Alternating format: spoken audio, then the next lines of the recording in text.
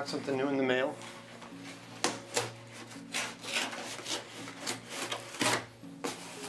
Not sure what sequence this is going to appear in the videos, but the 2090 card that came with the PC, the Amiga 2000, was absolutely, well, they didn't use much gap filling material. This was kind of allowed to move up and down. This is a 2091 card, and supposedly it works. Guess we'll find that out. I bought that off of eBay.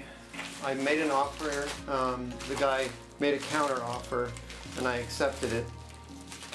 Oh, nice. You like the bracket? Nice looking, right? I'll have to check the listing to see if it shows this bracket's all bent up. But, you know. Oh, brother. So anyway, let's hope this works. I've already ordered memory for it. I'll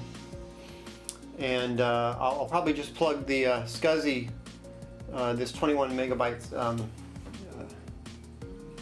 mini scribe. Is that what it is?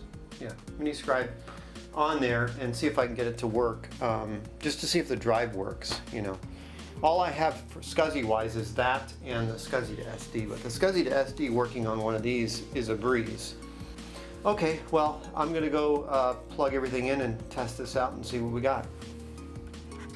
Okay, so checking the listing, the pictures in the listing, yeah, needless to say, this wasn't packed very well. I mean, they did put it in bubble wrap. There's no anti-static things. It was just like your canned garden variety USPS packaging. But as you can see, the top, well, I don't know if you can see that, but the top bracket is bent like that. The bottom one was straight when he took the picture. But I mean, it sticks out, you know, quite a bit. And so if you don't pack it properly, it's going to get bent. You know, that's something that, it frustrates me that people aren't packing things properly. I just feel like I'm lucky that the Amiga 2000 that I got was not more damaged other than the corrosion, because it was just put into a box with 3 sides of bubble wrap, and the other 3 no bubble wrap, no nothing. Anyway, all right, well, I'm going to get this thing all set up. It's pretty typical to find the end pins bent, sometimes both ends. However, one of them, yeah, I mean, they basically, when you pull off the Scuzzy connector, it's really hard to pull it off straight. You kind of wiggle it, and then when you get to a certain point, it just kind of falls, you know, pulls itself out, and the pins bend over on one side. And this is kind of an extreme case where, I mean, I have this happen to me all the time, but the pins usually aren't this bent. There was no way I was getting the ribbon cable on there like that. Okay, that's better. Alright, let's see if I can focus, pull out. Okay, so LED, doesn't matter which way it is. Tight fit because they're still kind of bent a little bit. Alright, so we got pin 1 over, no, down here. Pin 1's down here. So that means this drive has got to go this way. This is precarious.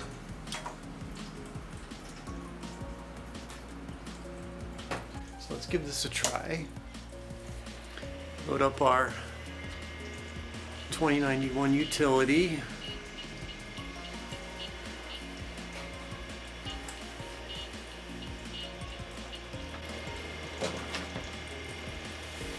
There's a pause here that's normal.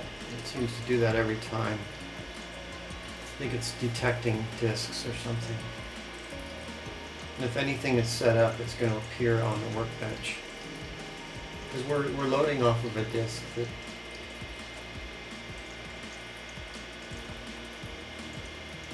that doesn't necessarily have information about the system. Okay, now we've got a solid hard drive light. So this one may not work. I should have done something by now.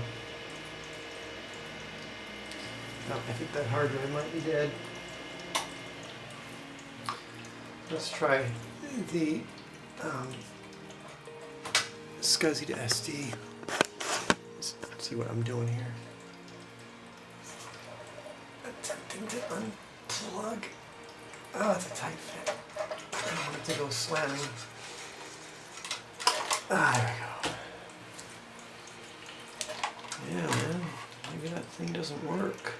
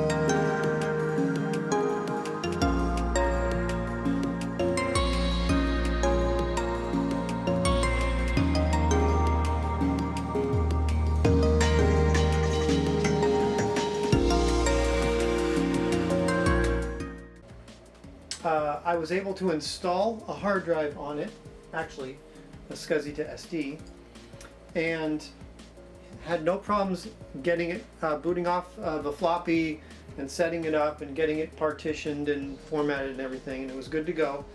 However, this will not auto boot. I cannot turn the computer on and have it boot right to the hard drive. It has a jumper right here for it. Doesn't matter. I tested the continuity of the jumper. I tested the continuity of the actual jumper where they go. I think one of them goes to the ROM and one of them goes to this DMA chip. And it does make a connection, and there's no broken traces within that.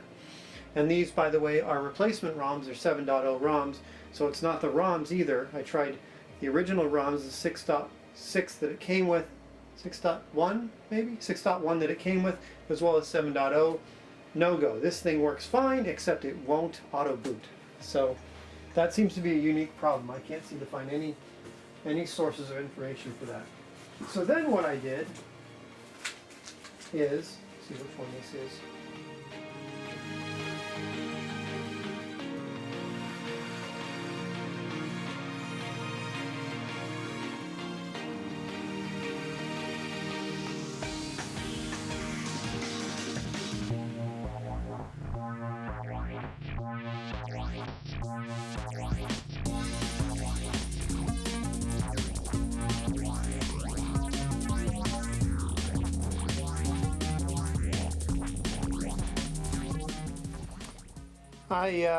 Good news, the replacement A2090 appears to be working fine. Now, I had already set up the Scuzzy to SD with the other A2091 and it wouldn't auto boot. This is the ribbon cable that came with this newer A2091. When I tried to boot it up, it wouldn't recognize the hard drive. I took another ribbon cable from the other one, put it in there, and now let me show you what happens. Good sign, because we have hard drive access lights going all over the place. Plus, yeah, I think we have finally a working, yes. So we just booted into the hard drive, the Scuzzy to SD. So that's good. That's good. That gives me hope. That gives me 10 times the likelihood of being able to fix the other A2091. I'm just going to start switching chips out and see if I can get it to work. So let's just review the chips that are on the A2091. There is the ROM chips, which I've switched those out. Couldn't be that. Wouldn't think it would be that anyway. We have a DMA chip and the Western Digital controller chip. Okay, the good news is that I figured out the problem. The bad news is that it was the ROMs. I mean, the ROM chips work. I mean, if you somehow, I've done this a couple times, well, I've done it once where I got the ROM chip the wrong way, or I got them two swapped. And when you do that, you either get a guru, or usually I think what happens is the whole hard drive card and everything, it just doesn't work. The computer will boot, it'll freeze, it'll like it's waiting for something, and then it'll just boot off the floppy, and then there won't be any hard drives mounted or whatever. It just won't see the card at all. So it's weird the way the auto boot ROMs are known as auto boot ROMs, yet they are absolutely 100% needed to make the card even talk.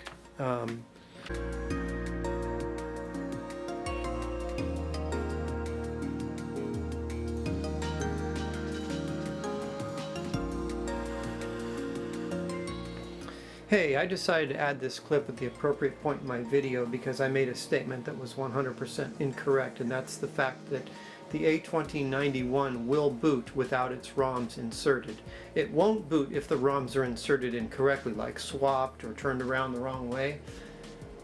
So as you can see, just as a proof of concept, I removed the ROMs. They're not on the board. And we have the computer turned on and booted off of the floppy, the A2091 floppy, and we can see that our system partition appears. And if we double click it, yeah, we're loading off the hard drive right now. So it doesn't require the ROMs to be inserted if you boot off of a floppy. And this is a pretty significant, important diagnosis tool, because most people aren't going to have a second A2091 card laying around, and they won't have a spare set of ROMs laying around.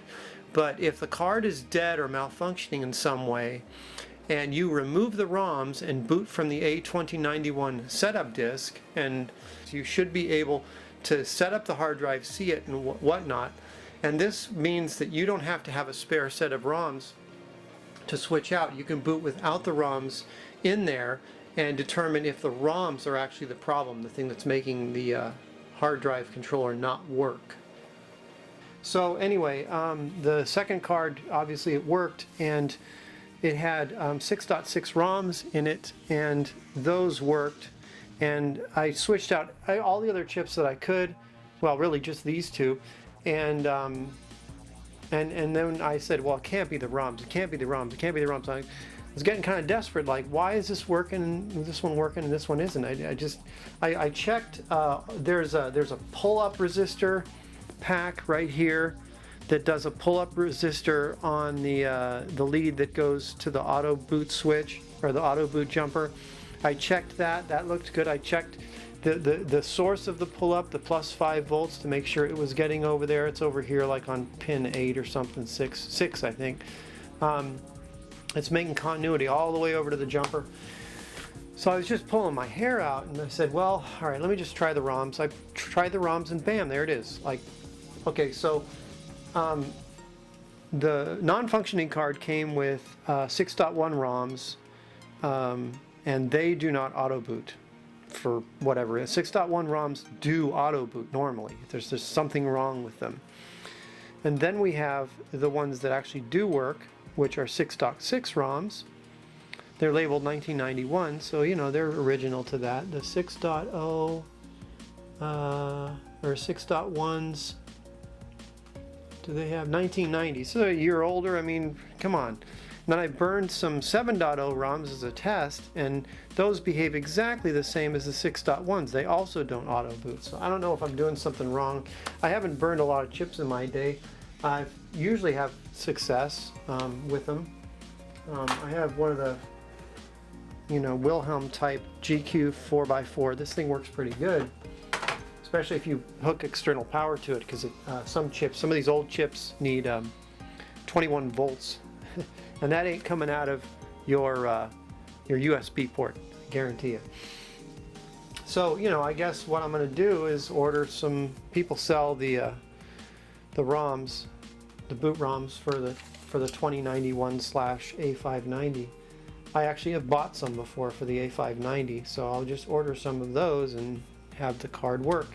I also have memory chips on the way. I think I only ordered 20, and there's like, I'm gonna need like 16 here and 16 there, so I'm gonna need 32. But I just wanted to make sure, they're coming from China, I wanted to make sure that they were the right chips, that they work. So anyway, so the A2091 is sorted as far as we know exactly what's going on.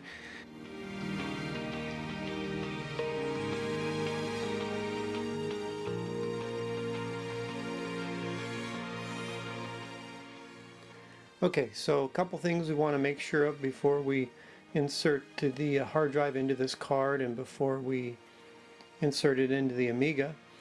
First and foremost, we have a jumper here for auto boot. It needs to be in the bottom position. It's actually labeled, and so we want to make sure that's in the auto boot if we want to auto boot from this card.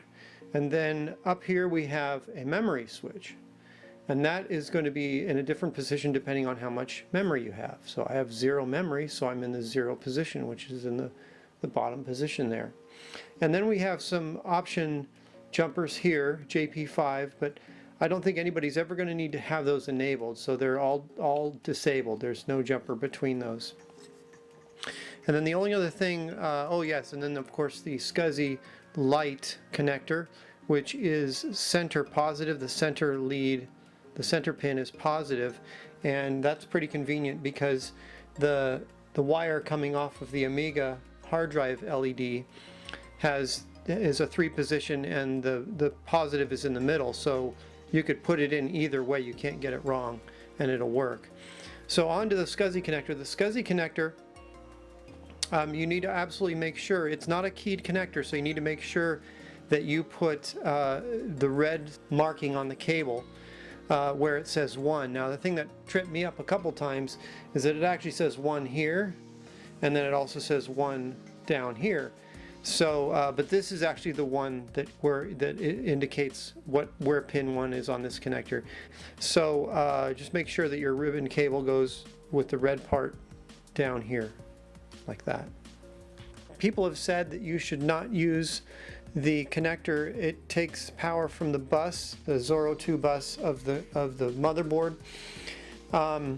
You know, I would tend to agree with that, although in my opinion you shouldn't be trying to use an old Scuzzy drive with these. If you value your time and data, you should go ahead and splurge. They're only about 50 bucks or so for a Scuzzy to SD. In that case, you absolutely can plug it into here because it uses a lot less current. The only thing about the Scuzzy to SD is the holes don't really line up to the holes on the board, so you need some sort of bracket or even double-sided tape, which I don't necessarily recommend that because double-sided tape can fail.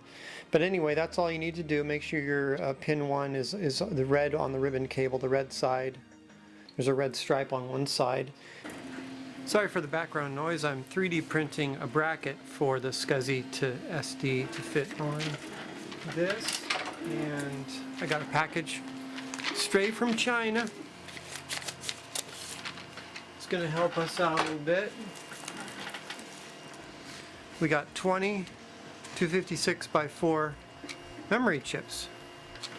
So we're going to stick 16 of them in here.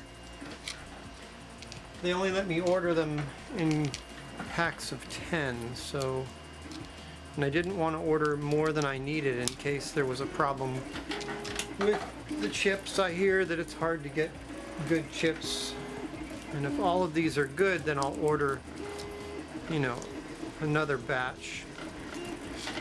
Anyway, so we got a knockout notch here, and the notches are there, so these look like they're brand new.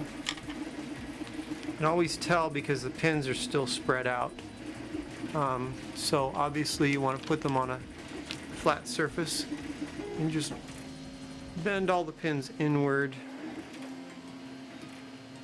like so.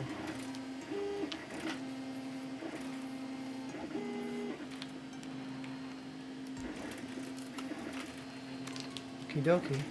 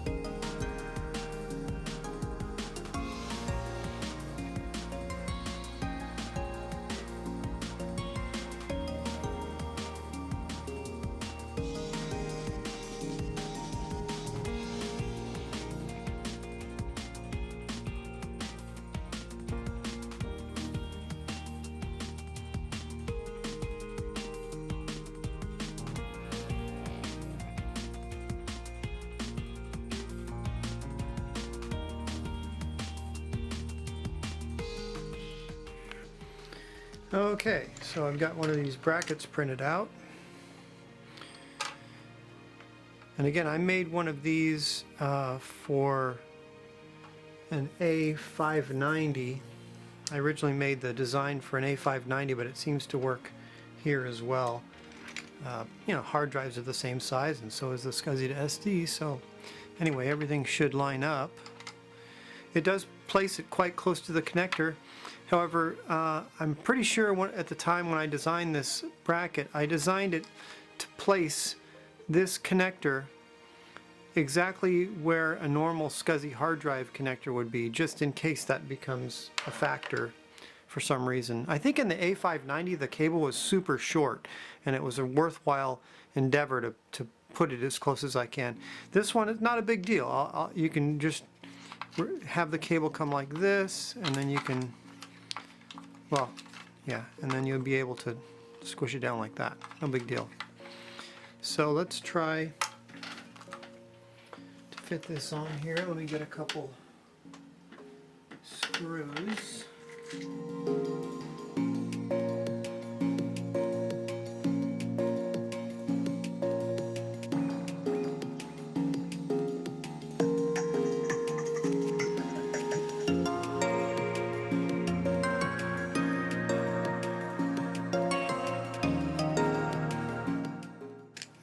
Just check it. And of course, you know, there's a little bit of a standoff built into this to make sure that the you know, that these solder joints, these pins sticking out, don't hit anything. Goes right there. Looks like our clearance is good.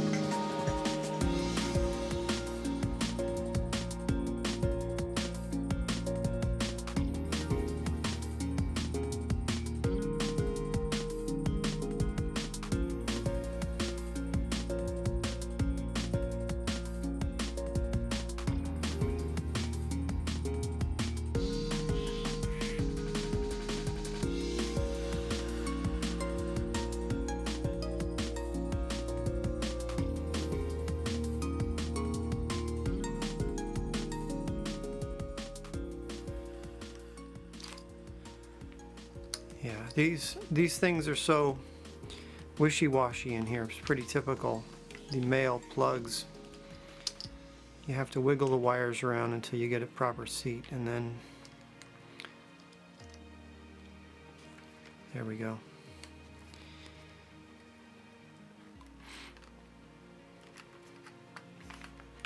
Something like that. Pretty good, right?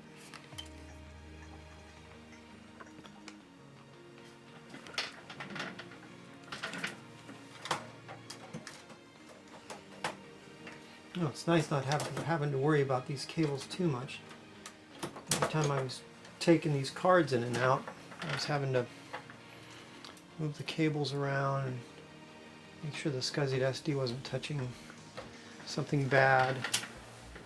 Now it's all on a card. That's actually pretty convenient. Okay, here we have loaded the A2091 install disk. This particular Scuzzy SD I have set up with two 120 megabyte hard drives. You can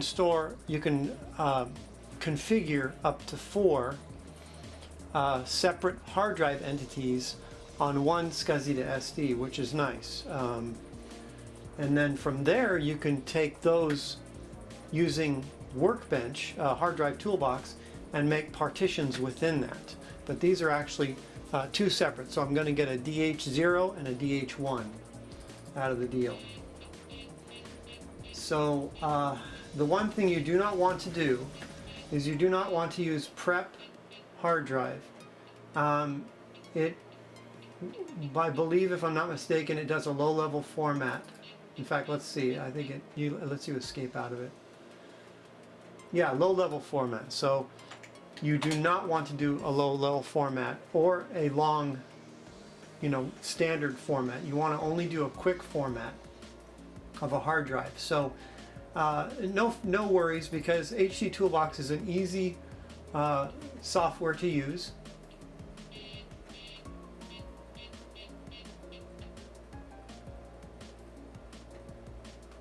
Okay, I'm getting lights on. Okay, so here are two partitions.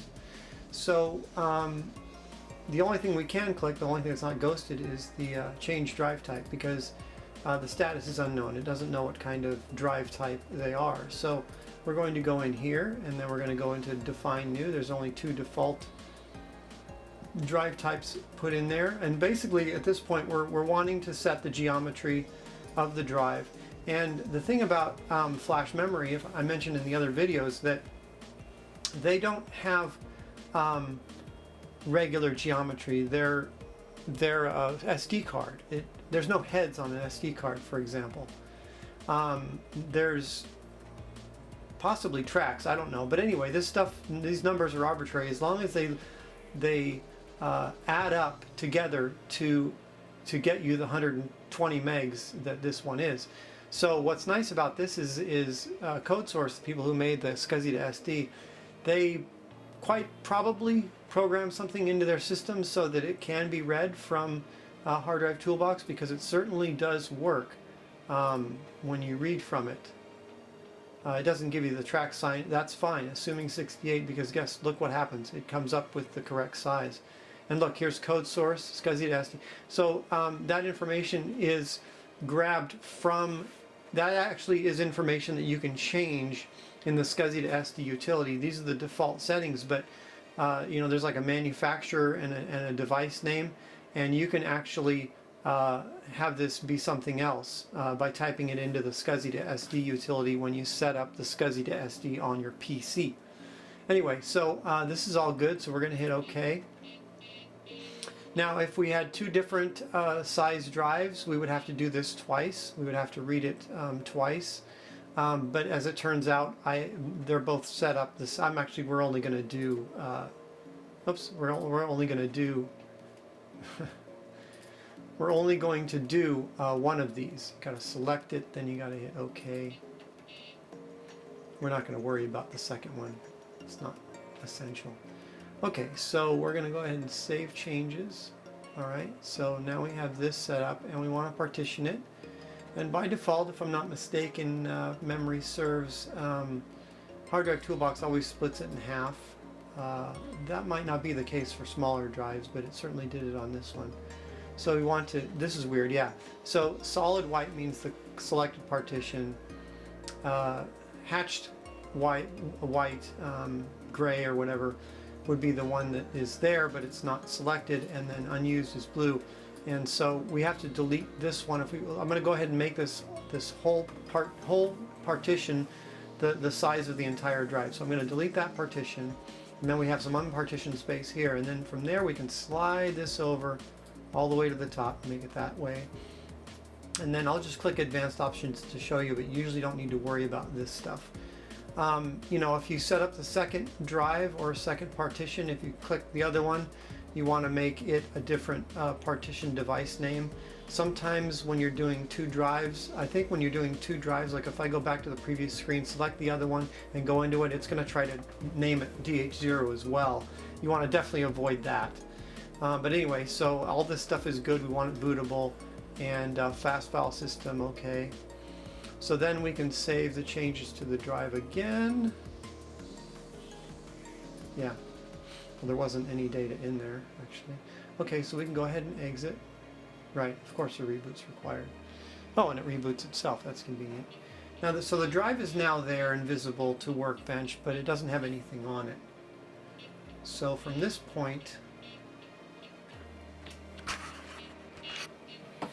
okay, so now we're booting back up. By the way, we wrote something to the A2091 setup disk when we defined a new drive type. And so if for any reason you have your disk copy write protected, is the right word, it's going to fail in that step. So, you know, if you don't want to mess with an original file or, you know, ADF file or an original disk, you may want to make a copy of one before you're using it, and because it's going to wind up writing to it, and you want to keep that stuff the default. Okay, so here we have a drive that's set up.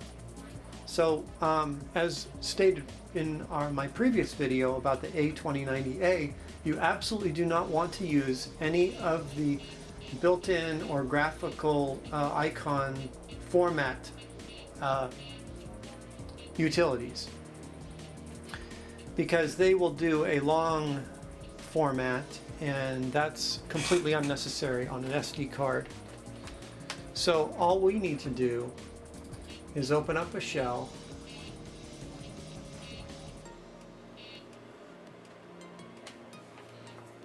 and type in format drive DH0, oops, name, I think I have to go caps, maybe, system, quick, that looks right. So from here, the procedure for doing the 2090 and the A2091 is the same.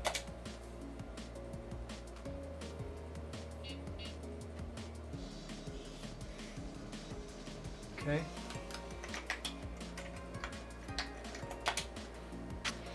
Okay, so you can choose to do the install HD thing, in which it's going to ask for the Workbench 1.3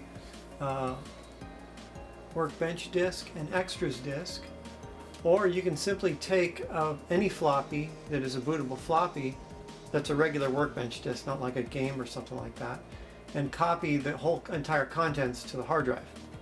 And the way to do that is just to open up a shell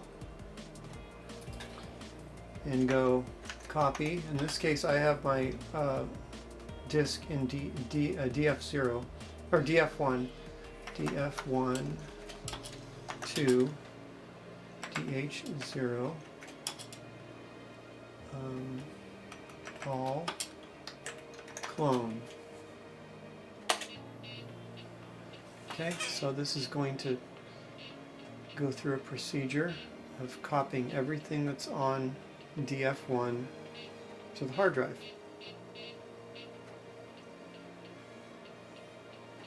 I don't necessarily recommend using this particular disk because it's going to copy you know, items needed for the installation of the A2091, like the mount list and, well, yeah, and all that stuff. And you know, it's probably a better idea to go ahead and use the vanilla Workbench disk.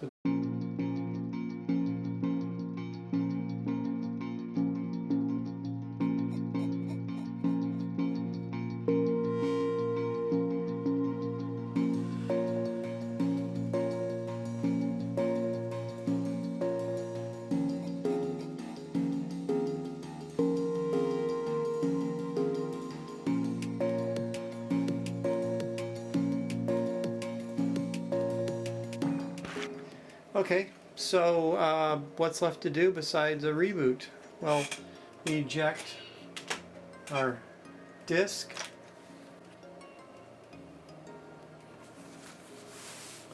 Okay, now we're booting from the actual card, and yeah, it takes a little bit longer to boot from 1.3. I don't know if it's loading more stuff anyway. So there we go. There's our hard drive, 119 megabytes free, 860 in use. Yeah. So there you go. That's how to set up an A2091 with a Scuzzy to SD.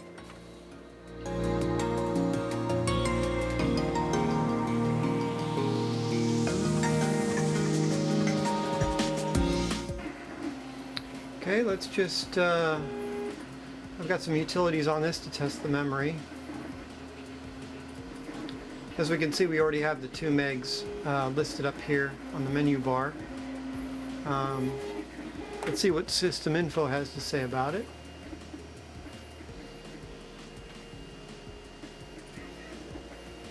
Two megabytes of fast RAM. Yep. Yeah. Anyway, so let's actually do a Mem check. An actual Mem test, which is located here, but it's a command line. It's a command line thing. Again, I apologize for the 3D printer going on.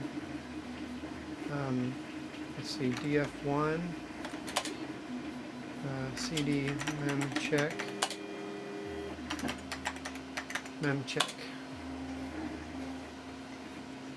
Can't move the mouse. It freezes just about everything when it's doing this check, which is what you'd expect. It's using all the memory. Okay, that's good. We've got no errors. And we're good to go. Well, I thank you for watching. This one's all done. And this completes the 3-part series on the A2090a and the A2091. Again, check the links in my description for my eBay store and a few other useful links. Thank you for watching, and we'll see you on the next one. Bye.